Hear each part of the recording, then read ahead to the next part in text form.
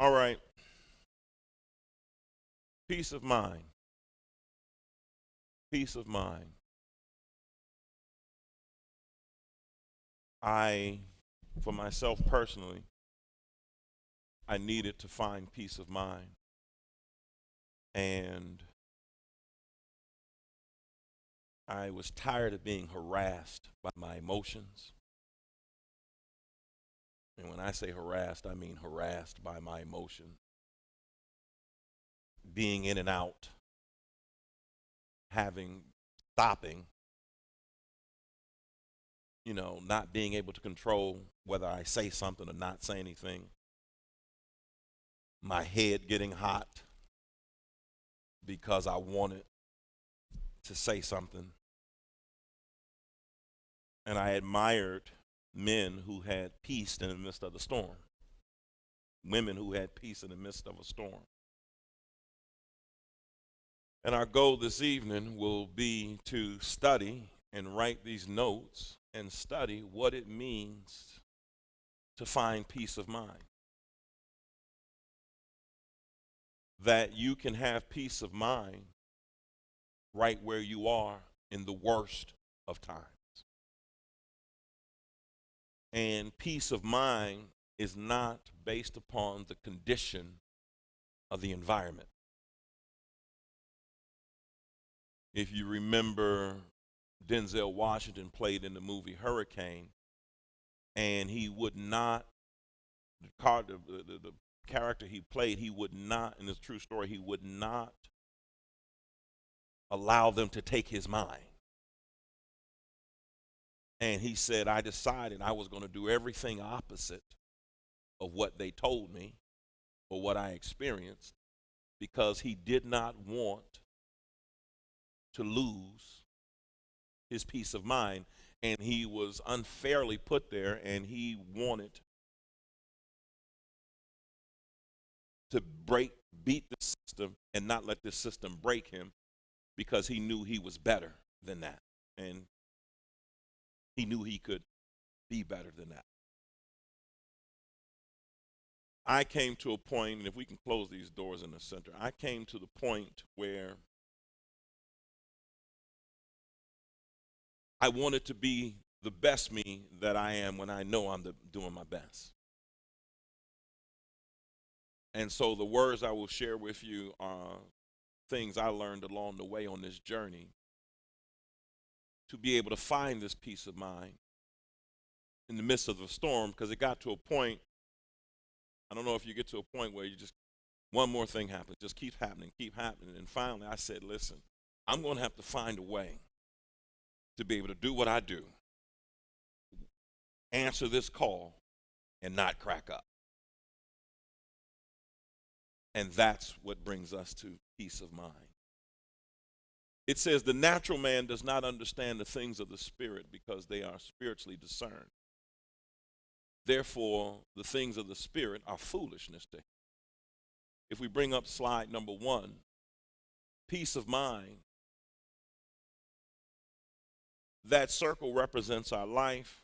The chair represents the throne of God. S represents self. And that cross is on the outside of our life. And all those dots represent all of our affairs and the things that we get involved in. And they show that the natural man, this shows that the natural man, self is on the throne. Meaning that self is the guiding force in his life or her life. And Christ is on the outside. He doesn't even get acknowledged. The Spirit of God doesn't get acknowledged. And so this person believes and says that they're spiritual, and it's really called cognitive dissonance, because they really don't want to line up with what's happening. The deal is we're all spiritual. It's just it's just a decision on whether or not we walk in that spirituality or not. So the carnal person is just like the peace of mind person. You just want to put the cross on the inside of the circle. So a carnal person is just like the natural man, but the only difference is you're going to take that cross and put it at the foot of the chair. So the carnal person, they incorporate God into their life, but their affairs are still out of order. Because self is on the throne, Christ is at their feet, and so I had a friend say recently, they are the ones who can put their religion on the shelf when it's convenient. They can put their belief system on the shelf when it's convenient because their life is still being directed by self. Then the next one was a spiritual person. The spiritual person, Christ is on the throne. The self is bowed down to the spirit. And if you notice, all of their affairs have order. Their affairs have order. When you're spiritual, you're able to put your thoughts and your affairs in order. And you're able to see the bigger picture. God has an ability when you decide that I am going to flow with the Spirit, He will illuminate your vision through faith so that you can see what others can't see. And this is why they call us a peculiar people. So, the person who is spiritual, they have accepted the call. And accepting the call is a choice to cross over into the unknown. Throughout the year, Lord willing, I will constantly talk about God is trying to take you and I to our highest self. Somehow we get bogged down in our conditioned behavior, bogged down in what we've learned, and we can't become our higher self because, to be honest, we're not at peace. And I came to a conclusion, I could be peaceful, but I was not at peace with myself. So, through dark nights of the soul, and I want to tell you, the dark night of the soul is when you are at your lowest point, or you are at a crisis where your nervous system is so intensely magnified that you almost feel like you're going to die because you're completely out of control. This can be if somebody leaves you, betrays you, hurts you physically, mentally, spiritually, whatever it is. But the dark night of the soul, your worst times, even in this, God is there. And it took me a while to really understand, even in this, God is here. He gives everybody free will, but even in this mess, He's here.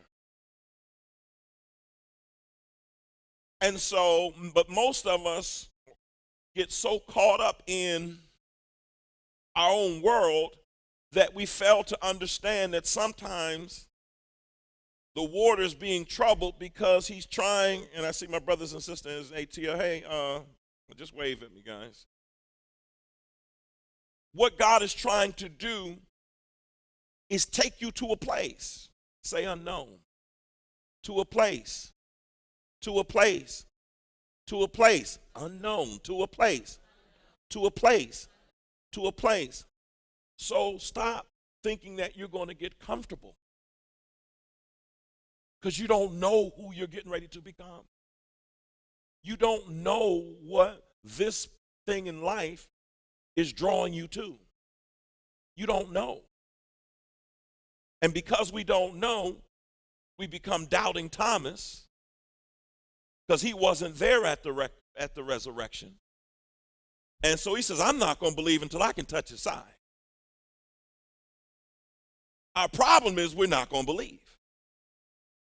So when you look at the Matrix, the entire time in that first one, Neo spends most of his time running, fighting and running, fighting and running, until he finally comes to the point where he believes. And so Morpheus tells him, he says, so you mean I can dodge bullets? He said, hopefully one day you won't have to. He says, I'm telling you, you won't have to. So he's telling him, you have to believe. When he takes him into the training matrix, he says, you think that you're fighting me physically. You think that you're in a physical battle. My problem with control is that I saw it physically. And so I had to do something to control the environment so I wouldn't lose it. And that was the way of finding peace. But when you are crossing into the unknown, you're going to meet truth on the other side. He says, remember, all I'm offering you is the truth, nothing more. If you want peace of mind, you've got to embrace the truth. And every beautiful part of it. Truth doesn't hurt, wounds do. Truth doesn't hurt, truth sets you free. My challenge is I did not, and some of us don't want to accept truth because we want our way. Because our way has been the truth. But when God calls you to a higher place, he's saying the same mind that got you where you are can't get you out of where you are. You're going to need a new mind. So when you are resistant to your current everyday circumstances, you're being resistant to the truth. See, God is trying to get all of us to a point where we can be mature in him, and anything can happen and we can handle it. It doesn't mean that we're not going to be disturbed. It doesn't mean that we're not going to feel it, but to be so comfortable with feeling that thing that you don't make bonehead statements, mistakes, or whatever. So when you cross over the threshold, you're confronting your deepest fears. And the problem that we have as socialized, domesticated, homogenized human beings is that we spend our life running away from our demons. We spend our life comforting our demons. We spend our life placating our demons. We spend our life, and when I say demons, the dark side of us, we spent our life explaining away the obvious. The only time we don't explain it away is when we have a major health crisis, a major relationship crisis, or a major loss crisis, or something major that we realize I can't control this anymore. But the truth of the matter you must understand is we wrestle not against flesh and blood. The day the day that this scripture, Ephesians 6:12, is rhema to you. And when I say rhema, it is so real to you that you understand this is spiritual. We wrestle not against flesh and we wrestle not. And so even as we fast, it's not about the food. If you start reading this book, you're going to see it's not about the food. Because if it's about the food, you're going to be very hungry. You're going to miss it. What you're doing is I'm aligning my spirit with with God's Spirit. I'm giving my body a rest so that it doesn't spend all its time digesting. And I have that excess energy, one, to detoxify, but also to elevate my consciousness. If not, I'm going to try to carry out this year like last year. Last year has enough. A friend of mine told me, he said, he and his wife, we came to a conclusion. Everything we did last year, it has already happened. We're dealing with it today. We're dealing with this right here. This is 2017, and we don't know what God holds for us, and that's how we need to roll. Bring it up. We wrestle not against flesh and blood, but against principalities. So you don't fight flesh and blood, but when you do find yourself in a fight, you are fighting with principalities. You are fighting against powers, against rulers of darkness of this world, against spiritual wickedness in high places. You must see, this thing is, he got this place on lock, the enemy. It's on lock. You're a whistleblower. And if you've ever seen a whistleblower, they paid a price called persecution. And so in this thing being on lock, and I see my brothers and sisters in ATL, I see you, Tony, nice hat, I like one. And that's for real. When we wrestle, listen to me, hear this. Stop fighting man. Stop it. Stop it.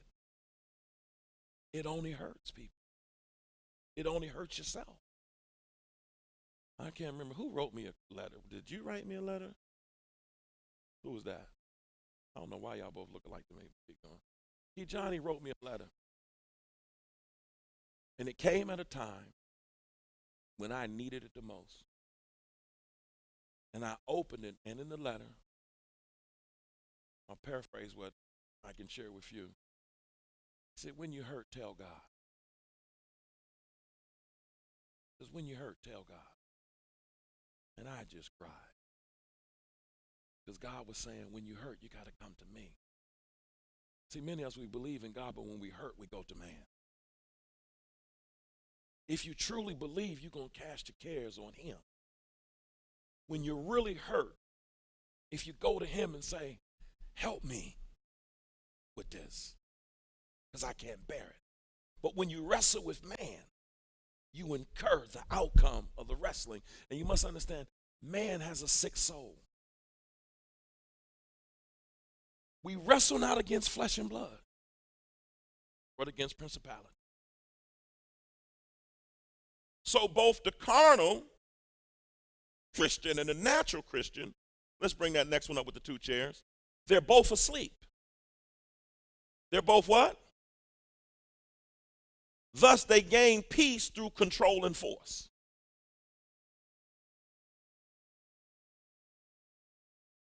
When you're unconscious, and that's what the Matrix is about, when you're unconscious, say this, when I'm looking at TV, I'm unconscious.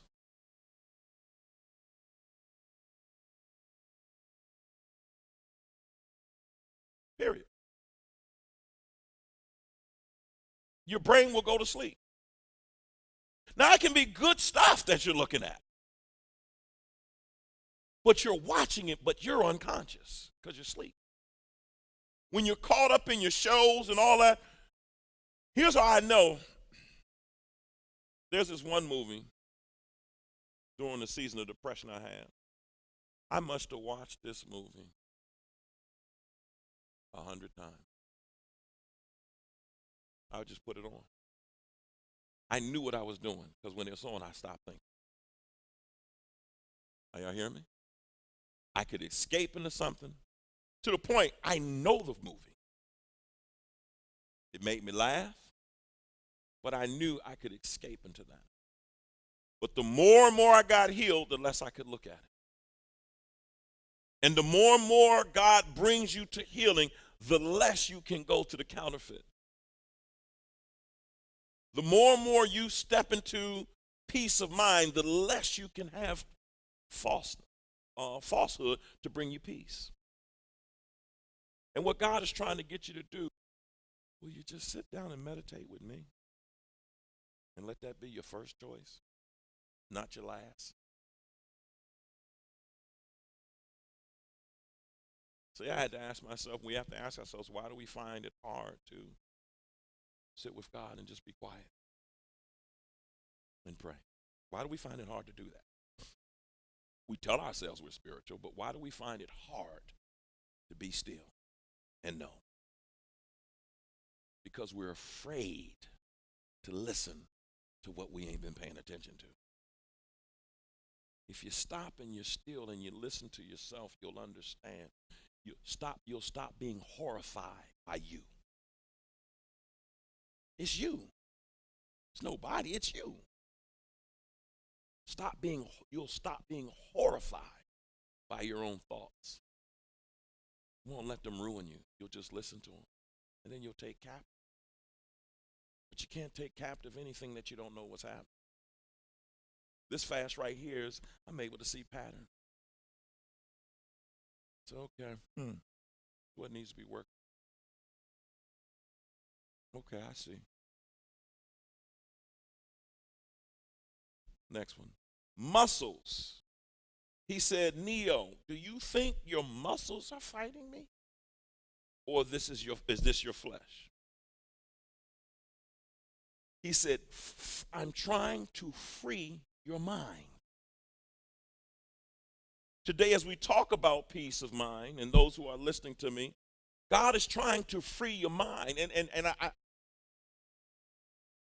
I don't know about you, but I became exhausted with trying to find peace. It's already here. I am peace. I am to, and you are to bring the peace that you want. So I spent so many years in arguments. No, you got to hear what I'm saying. Hear my point. Hear what I'm going. You got Jill, hear what. But no, I'm going to let you finish. Go ahead. You're not at peace. When you're trying to control what somebody's about to say before they can say it so it won't hurt you, you're not at peace. So I told Jill one day, I said, let me tell you, this was recently. I said, Jill, I understand. When I cut up in the car with her, it wasn't a bad cut up, but it was enough. It was while we were fasting before the fast started. And I shared it the last time, but whatever was happening, I was acting manic. It was all that fast energy. I was just hyped. And she needed calm. And I pushed the issue. And finally, I asked her, well, what do we need to do right here? I said, what? She said, this, Ron, whatever it is, this is not working for me. And I said, well, then, what works for you? She said, silence. I was walking ahead of her. And I chose peace right there. And I stopped and I turned around and gave her a kiss. I said, you got it. I ain't got to be a butthole for 20 minutes. I can be one for 2. You ain't got to be a fool for 3 days. You're going to have your moments. But you got to be able to say, throw this in reverse. See, the day you can see the irony and the absurdity of your foolishness is the day you'll stop taking yourself so serious. Because ain't nobody paying attention to you anyway. So he said, I'm trying to free your mind because where there is liberty, there is peace. Where there is freedom, there is peace. So I decided I'm going to do something different, and this is what you use with your card. Now, this is my writing. I didn't feel like typing it out and do it. Hey, I'll read it to you, and if you can transcribe it, you can get it, but don't put it up yet. Peace is the absence of stress and anxiety. Don't put this on your card yet. Just listen to me. Peace is the absence, just listen to me. Peace is the absence of stress and anxiety. I have a flame inside of me that burns bright, regardless of what goes before me. I cannot use my gift when I refuse reality. In order to have peace of mind, my mind will be open to all possibility. Peace will now mean being open to everything. Peace means not seeing the world the way you want to see it, but seeing it just as it happened, just as it is, and not fixing it up, cleaning it up, propping it up, or dressing it up, but saying, I'm going to accept. This is what they said, I'm going to accept it. Peace is saying, I'm going to be open to everything, being peaceful. That means being peaceful, being forgiving, radiating love, being generous, respecting all life, and most important, seeing myself through the eyes of God. And without God, all things are possible. Until you have peace of mind, you can't see possibility. You can only see worry. Let's bring it up. Peace of mind is literally defined as this is what you put on your card, the absence of stress and anxiety. I have a flame inside of me that burns brightly, regardless of what goes before me. I cannot use my gift when I refuse reality. In order to have peace of mind, my mind will be open to all possibilities. Peace will now mean being open to everything. Being peaceful, being forgiving, radiating love, being generous, respecting all life, and most important, seeing myself through the eyes of God. Because with God, all things are possible. I'll let you write that.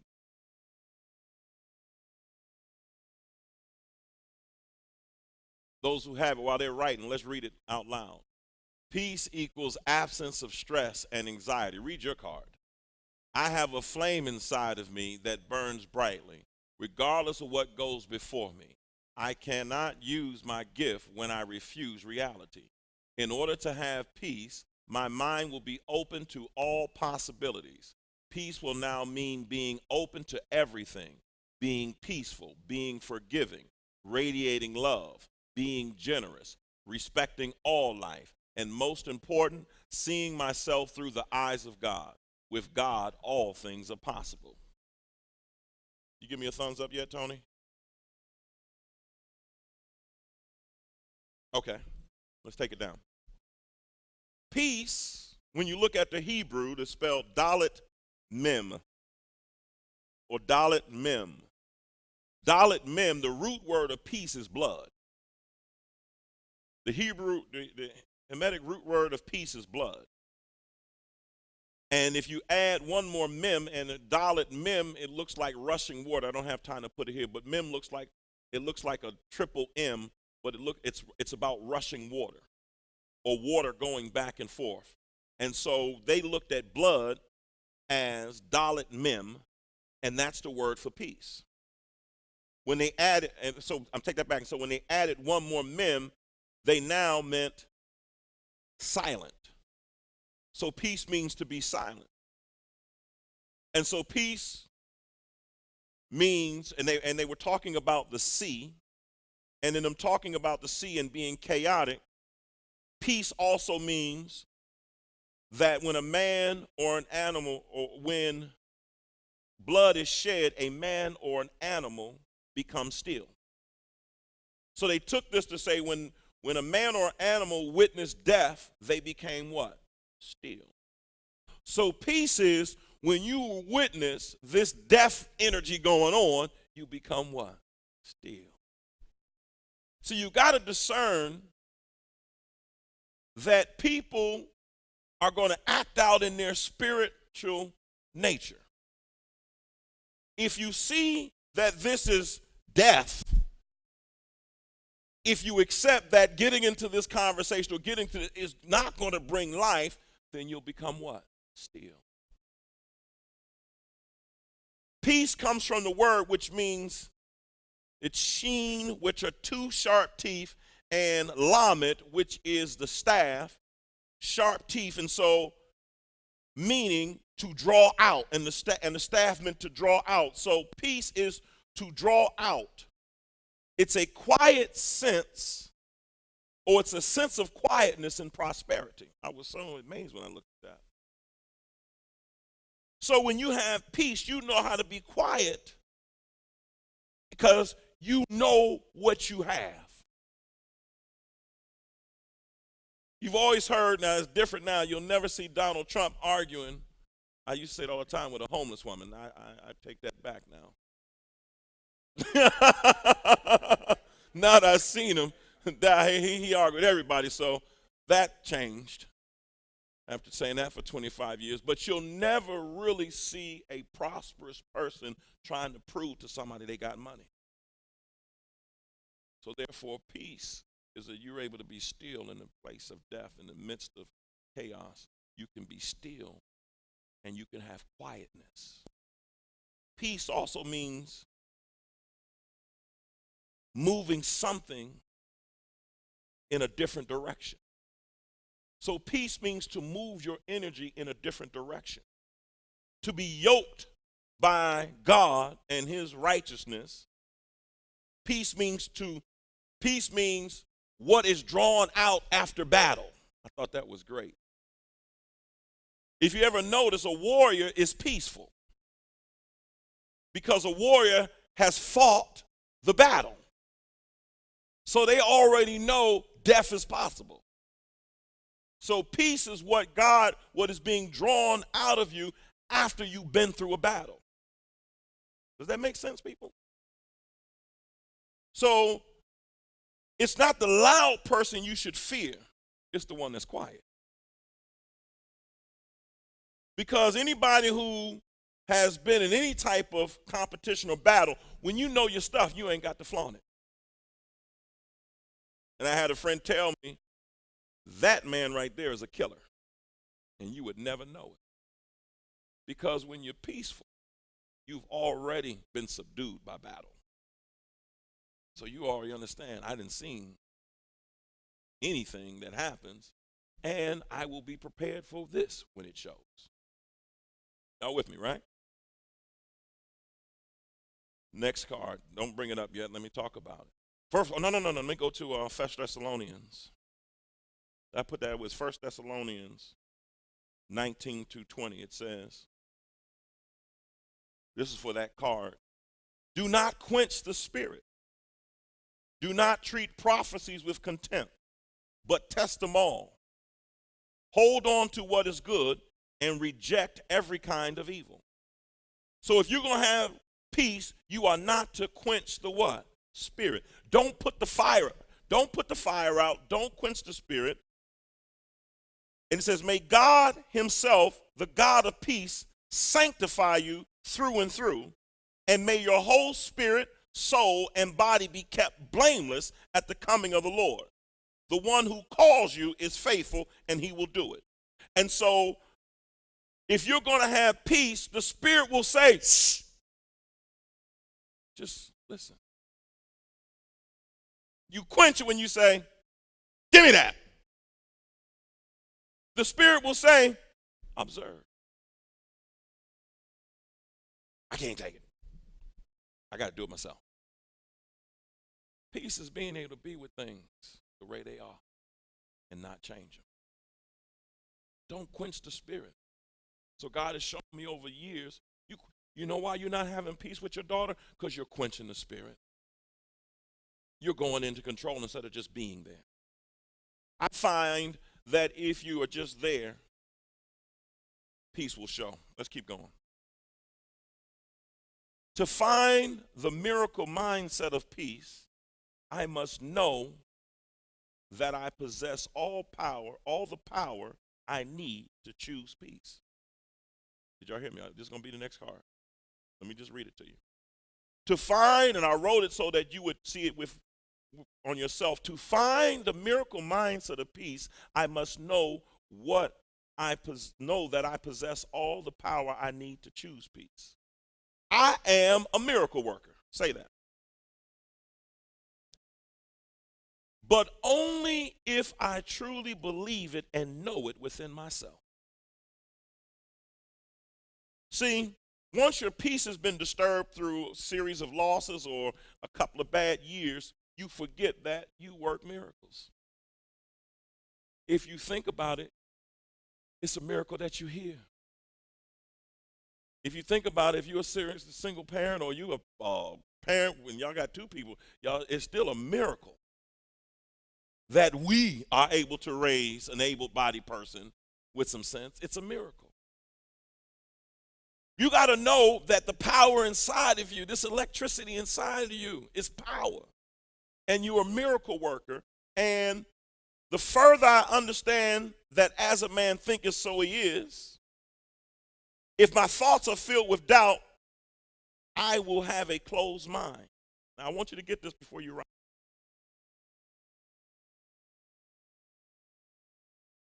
Before God is going to do something big, he must also first see to it that you have no doubt. Don't have any doubt. If I have doubt, I'm going to act out. Let me just put it. If I have a closed mind, I will of necessity act out on closed-minded doubts. Before you write this, I want you to hear it. If I carry doubt with me, my mind says this is what's important, and out of necessity, my life is going to line up with my doubts. Which means I will see the evidence of my thinking virtually everywhere I am. You can't escape the prison of your mind if you're with doubt. On the other hand, I can choose peace right here and see the miracles of God. To find the miracle mindset of peace, I must know that I possess all the power I need to choose peace.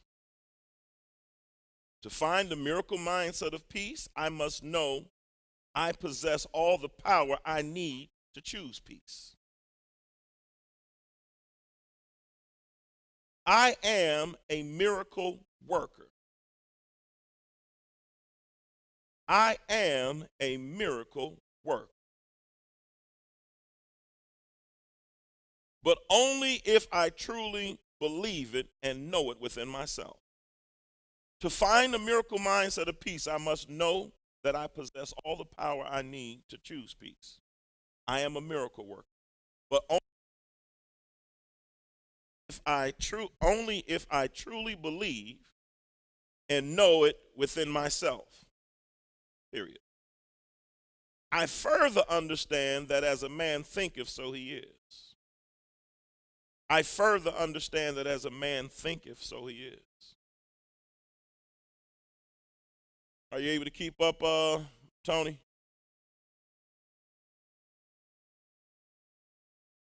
I'll go back and say it. Hey, y'all, we here for study, amen? To find the miracle mindset of peace, I must know that I possess all the power I need to choose peace. I am a miracle worker, but only if I choose to believe it and know it within myself. I further understand that as a man thinketh, so he is. Y'all got that? If my thoughts are filled with doubt and I have a closed mind, comma, if my thoughts are filled with doubt, comma, and I have a closed mind, and I got too many commas, but listen, and I have a closed mind, I will of necessity act on these closed-minded doubts. I'm going to repeat it.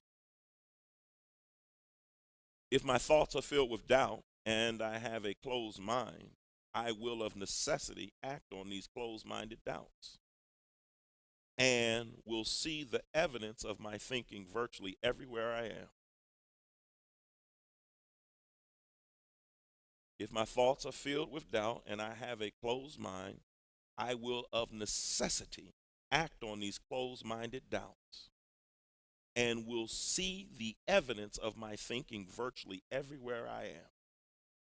You got it? and I will see the evidence of my thinking virtually everywhere I am. I don't mind repeating it. If my thoughts are filled with doubt and I have a closed mind, I will of necessity act on these closed-minded doubts, and I will see the evidence of my thinking virtually everywhere I am. Period. On the other hand, I can choose peace right here and see the miracles of God. On the other hand, I can choose peace right here and see the miracles of God. Y'all got it? Let's read it together. Let's go. To find the miracle mindset of peace, I must know that I possess all the power I need to choose peace. I am a miracle worker, but only if I truly believe it and know it within myself. I further understand that as a man thinketh, so he is he. If my thoughts are filled with doubt and I have a closed mind, I will of necessity act on these closed-minded doubts and will see the evidence of my thinking virtually everywhere I am. On the other hand, I can choose peace right here and see the miracles of God. Do you believe it? James 1:6. Now that goes on that card. James 1:6, and I'm going to read it to you. James 1.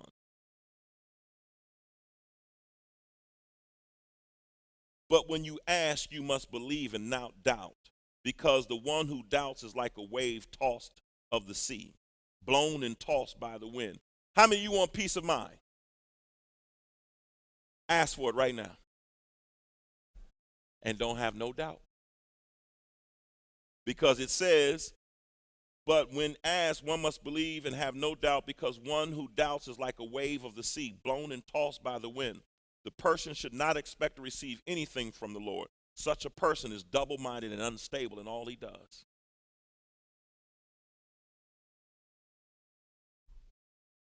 We're almost finished.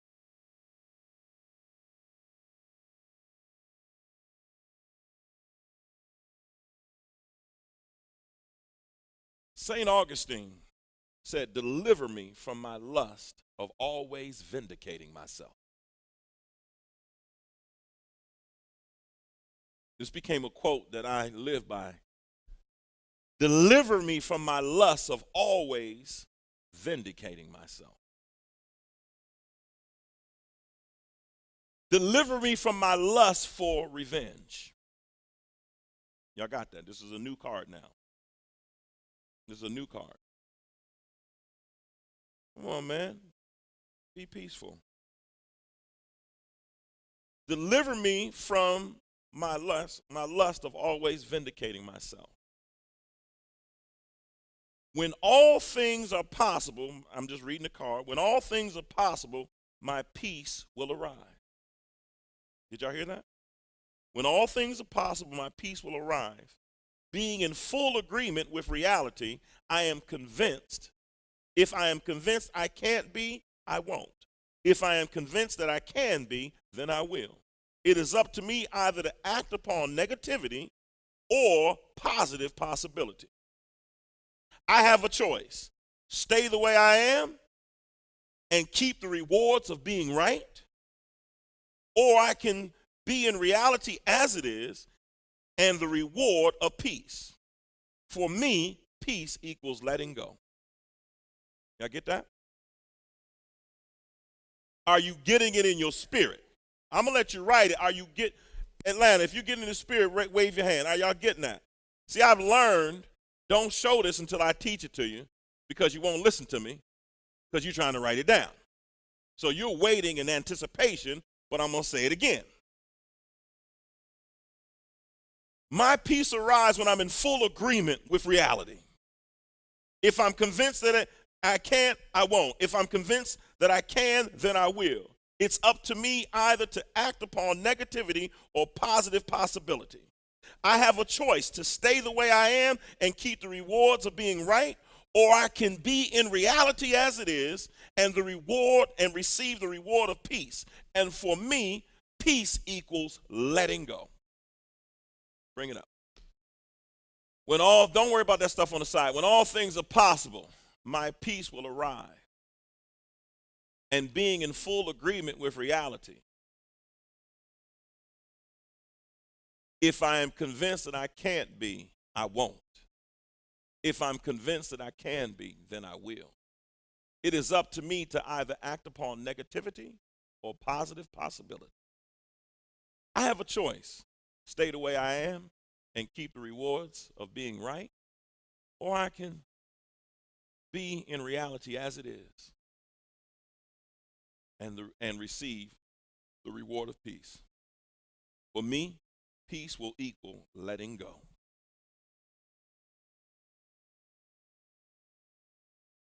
So, start this on your card because it's taking you too long.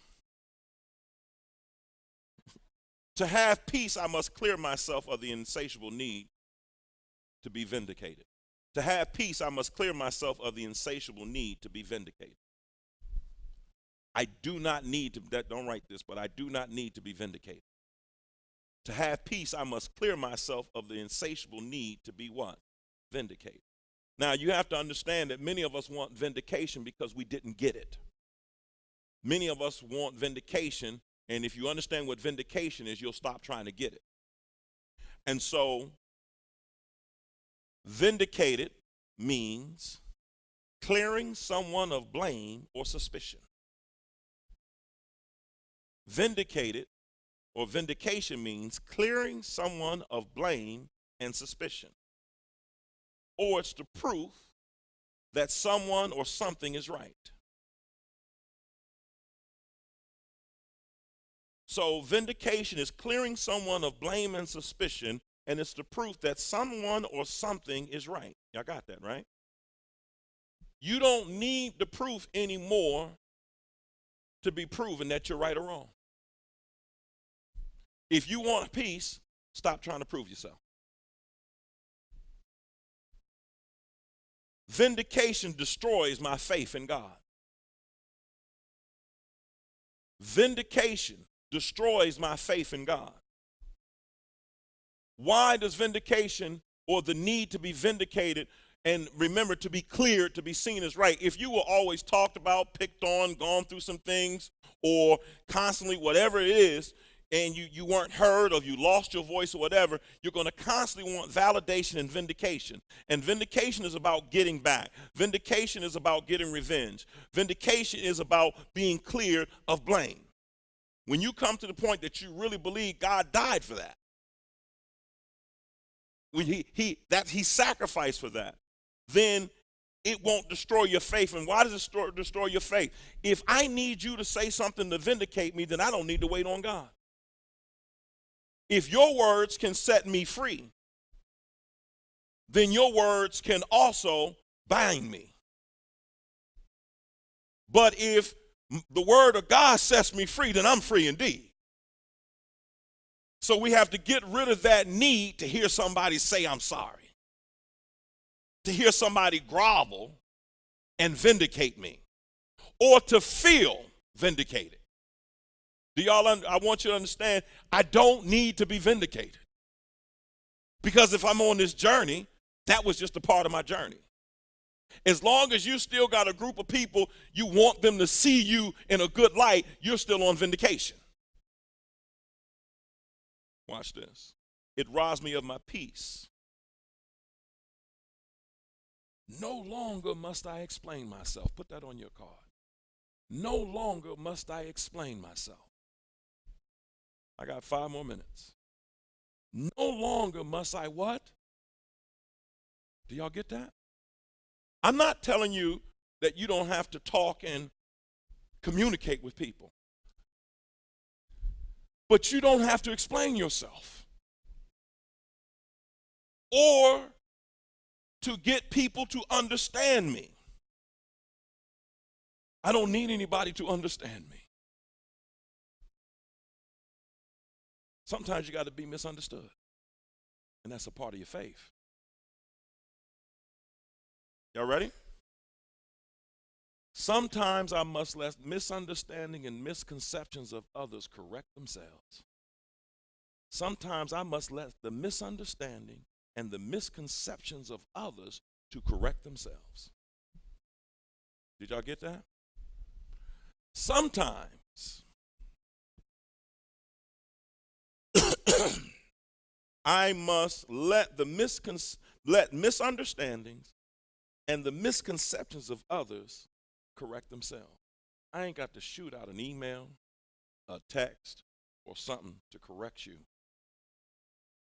or get you to understand your misconception. Sometimes you got to let them correct themselves. Why? Because that requires faith. Last scripture, Psalm 17. Psalm 17, 1 through 5. Hear me, O Lord, my plea is just. Listen to my cry. Hear my prayer. It does not rise from deceitful lips. Let my vindication come from you. May your eyes see what is right. Psalms 17, 1 through 5. Hear me, O Lord. My plea is just. Listen to my cry. Hear my prayer. It does not rise from deceitful lips. Let my vindication come from you. May your eyes see what is right. Though you probe my heart, though you examine me at night and test me, you will find that I have planned no evil. My mouth has not transgressed. Though people tried to bribe me, I have kept myself from the ways of the violent through what my lips have commanded. My steps have held to your path. My feet have not stumbled. Who's going to vindicate me? Who? Who's going to vindicate me? This really is the last scripture. Psalms 35. That's for this card, verse 22 through 28. Here we go. I literally close with this. And then, Dave, you can come up and close this out. Not unless you want to come out, Jill. Lord, you have seen this. Do not be silent. Do not be far from me. Say that. Lord, you have seen this. Do not be silent. Do not be far from me, Lord. Awake and arise to my defense. Contend for me, my God and Lord. Vindicate me in your righteousness, Lord, my God. Do not let them gloat over me. Do not let them think, aha, just what we wanted, or say, we have swallowed them up. May all who gloat over my distress be put to shame and confusion. May all who exalt themselves over me be clothed with shame and disgrace. May those who delight in my vindication shout for joy and gladness. May they always say, may the Lord be exalted, who delights in the well-being of his servant. My tongue will proclaim your righteousness, and I will praise you all day. If you want peace, that's how you get it. Get that? Now watch this. It's a pithy saying right now that we wrote down. It's nice and it's catchy. But if it's become real, read that and hardwire your brain. Hardwire your brain to accept those truths. If you want peace of mind, you're going to have to what? Do something. If you want peace of mind, you have to what? Amen. Amen.